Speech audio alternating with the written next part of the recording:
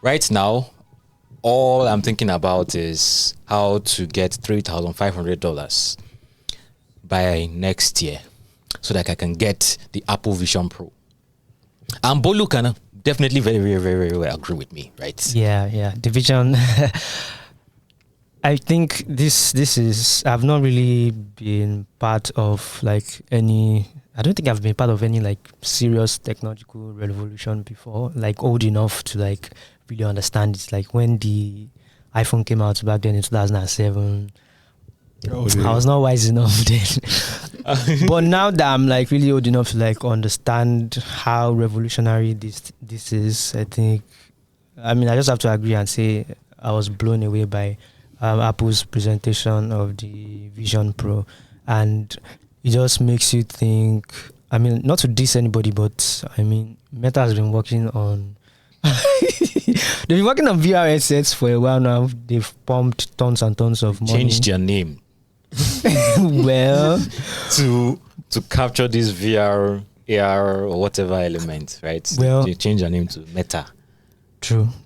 Okay. So they changed it to Meta. We had the Oculuses. I don't know how many of them they did, but nothing was on this level. They didn't do anything that was on this level. And I mean, just seeing some of the videos, seeing the reactions of some of the YouTubers that have used it. I mean, this is incredible. But Chimozim is not convinced. Joseph doesn't even care. No, I think he cares to some extent. As far do. he's a utilitarian, right? Yeah, Yes. Is it economic utilitarian or philosophical utilitarian? Economic utilitarian. Okay, so And I'm just looking at what he can do. So I will agree with Bolu that, okay, not agree, but I think it could be revolutionary. Will it be revolutionary? It remains to be seen. But I'm looking at all the potential of what it could enable. But I'm also looking at all the drawbacks to such developments. okay. So, I mean, you've talked about some of the things you could do. So, you have a more immersive experience, which I think a lot of people want. But on the other hand, I have been, for a couple of years now, I've been particularly concerned about the erosion of community. And I just find myself thinking, what impact does this have, or would this have on community? So instead of sitting down at home to watch TV with my family, everyone is in our own virtual world. Exactly. And can I see what my child is watching? I mean, maybe you can see it, but it still lacks that personal touch. That personal touch. So no matter how much you want to simulate the experience. So, for example, community is not just the fact that we are in one place. There are a whole lot of things. So this is not my forte, but biologists tell us that a handshake, a hug, a peck, all those things they're like very, very important to the human development. But we are gradually losing all of that. And so funny thing is that even for people who are well steeped into the technology, I mean, you hear a lot of startup founders tell you when they see you at events and they're like, oh, it's so nice to be out. It's been almost 2 years since I was at something like this. 2 years of can you hear me? Can you hear me? Exactly. And you now have something that is going to, so Apple says it will be available from next year, right? Yeah. Now, it's no longer like we are 5 years away from it. It could be available by next year if their timelines are accurate. Yeah. So as early as next year, we could be returning. So the only hope I have is that the price will be keep it out of reach. Yeah, out of reach for the vast majority of us. So interesting. Well, I think this is like the biggest. I'm equating this to the revolution, the whole PC revolution. That's Microsoft and Apple also spearheaded. Then the smartphone revolution that Apple themselves actually kickstarted.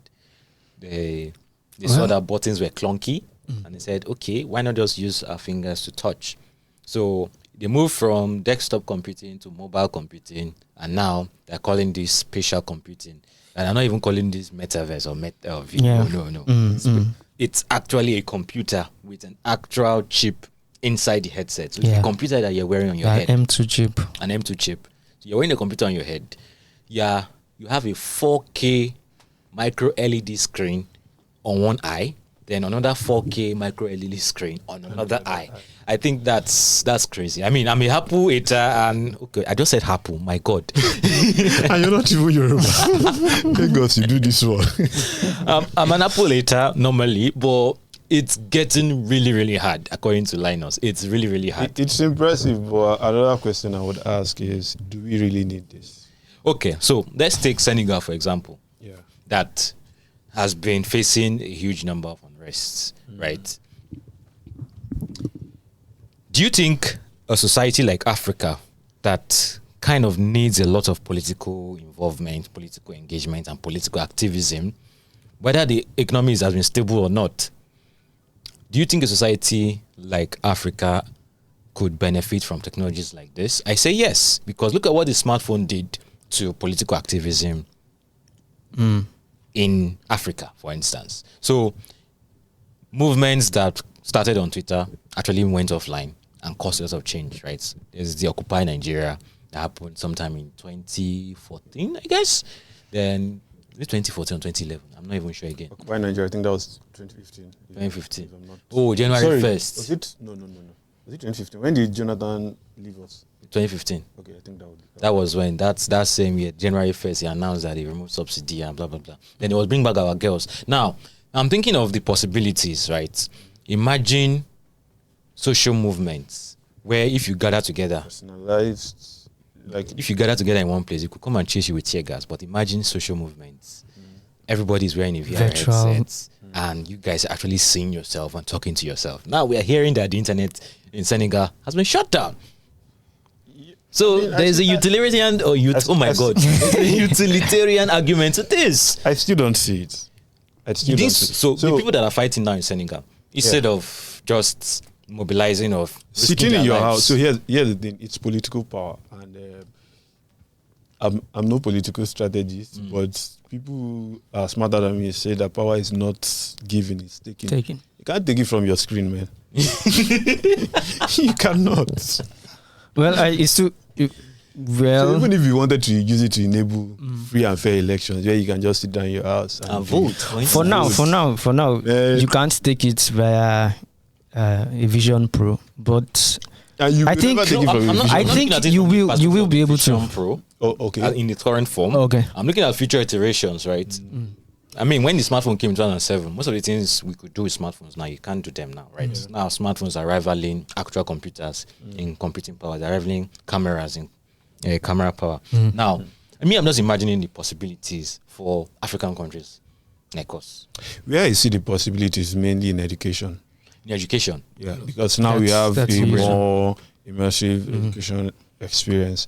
Which other, I was saying earlier that I also see a lot of utility for it in real estate, in entertainment. So if you remember during COVID, e-commerce, when sports revenues from sports teams were dwindling, I think that was when the NBA started working on a sort of metaverse-like play where you could sit down in your house and still have the same experience. I don't know how that project is going, but I think I read somewhere that one of the challenges was that yes, people loved it, or some people loved the fact that I could sit in my house, but the feel of shouting in someone's ear in the stadium couldn't be replicated and may never be replicated. So it still plays the barrier because people go to football games, they really do not want to be behind. I mean, even for those of us who, for example, you can't watch Chelsea play, but you can watch them on the TV.